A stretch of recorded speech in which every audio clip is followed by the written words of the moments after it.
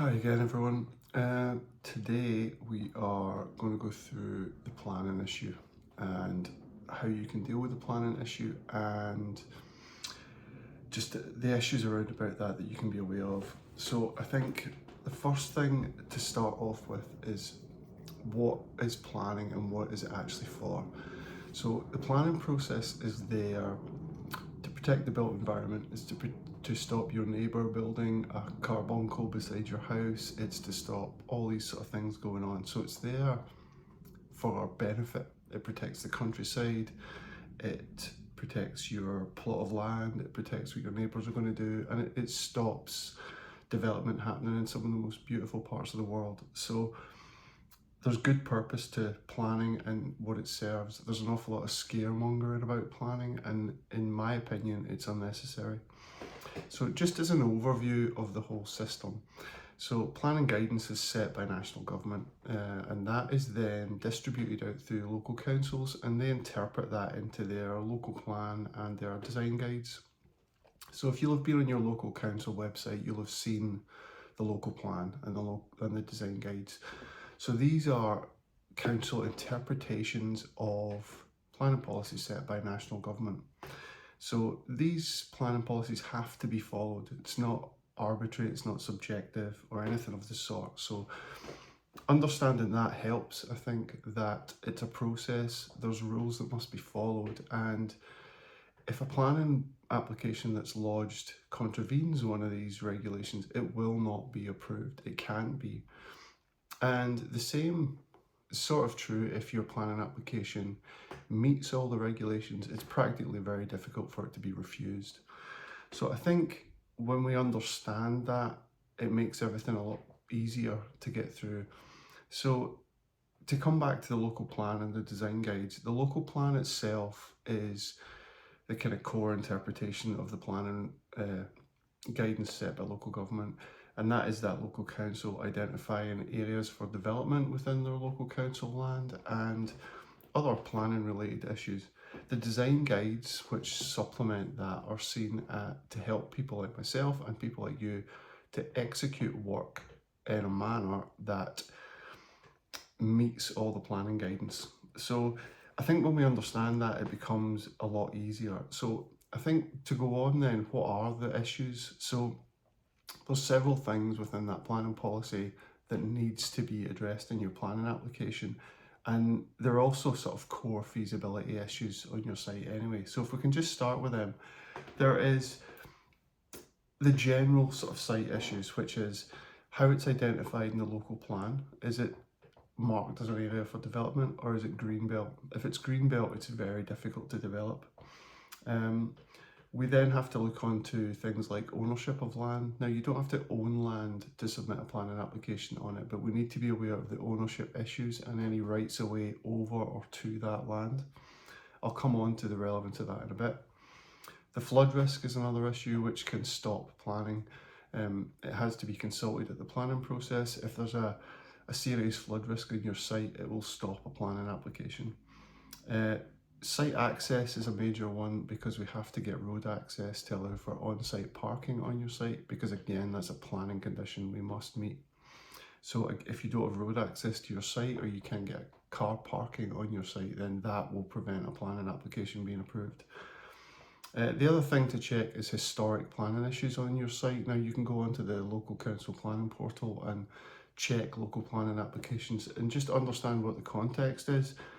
Are the type of buildings that you're looking to build regularly being approved? Then I think we come on to ground conditions. These are semi-related to planning and semi-practical issues, so they need to be addressed in both contexts.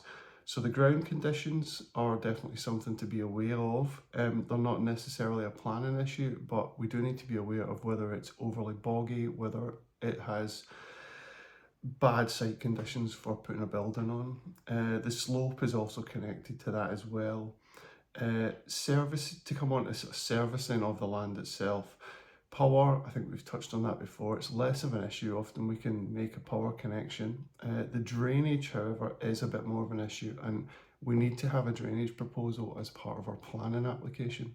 So we need to have tested that proposal to the point that we know we can drain your site.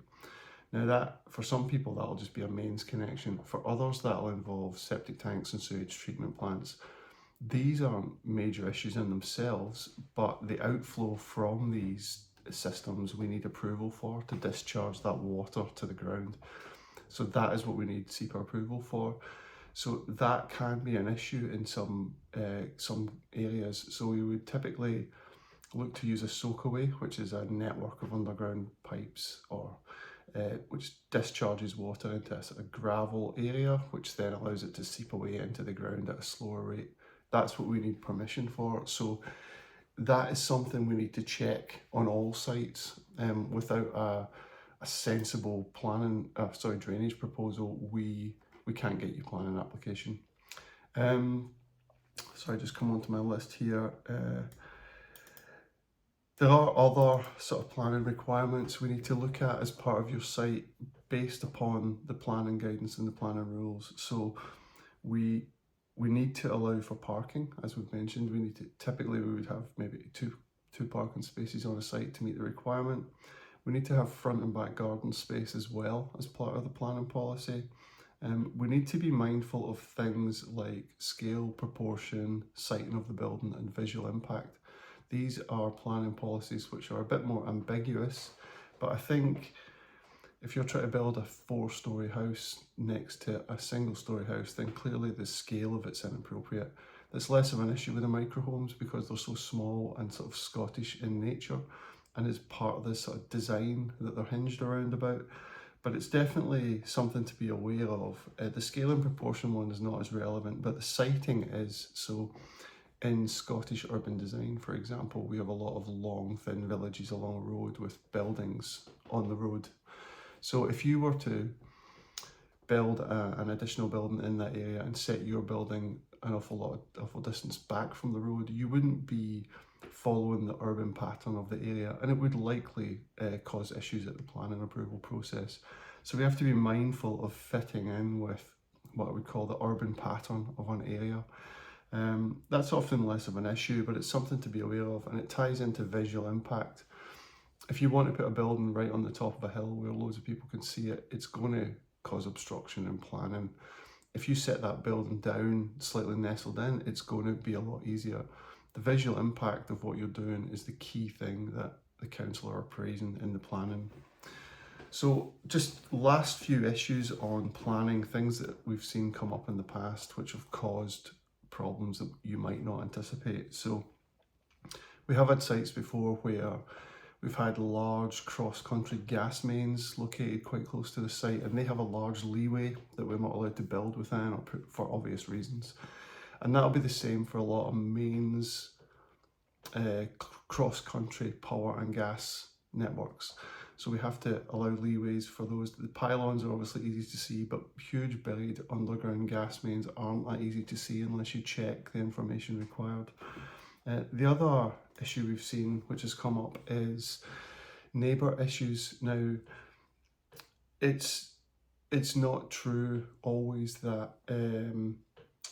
if you meet all the planning policy and there are loads of neighbour objections, it will be approved regardless. We have had cases before where neighbours to sites have had a vested interest, not often financially, in sites not being developed, and they have managed to really derail that application.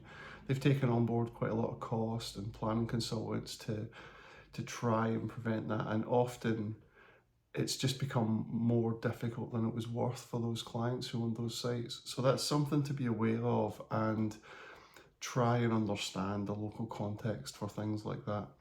The other major one, which we've touched on already, is flooding. Now, flood risk assessments and flooding of land will be looked at planning stage, and if there's deemed to be a risk of flooding on your site, then it won't be allowed to be developed and planning approval won't be granted for that land. So these are the key things I would suggest you look at if you're looking to look at sites yourself and understand whether planning is likely to be approved on them. You can never guarantee that a planning approval is going to go through the system, but you can do an awful lot to make it a lot less risky. And I think dealing with all these issues and considering all these issues are definitely a great starting point. So I hope this helps, and we'll speak to you all more during the weekend.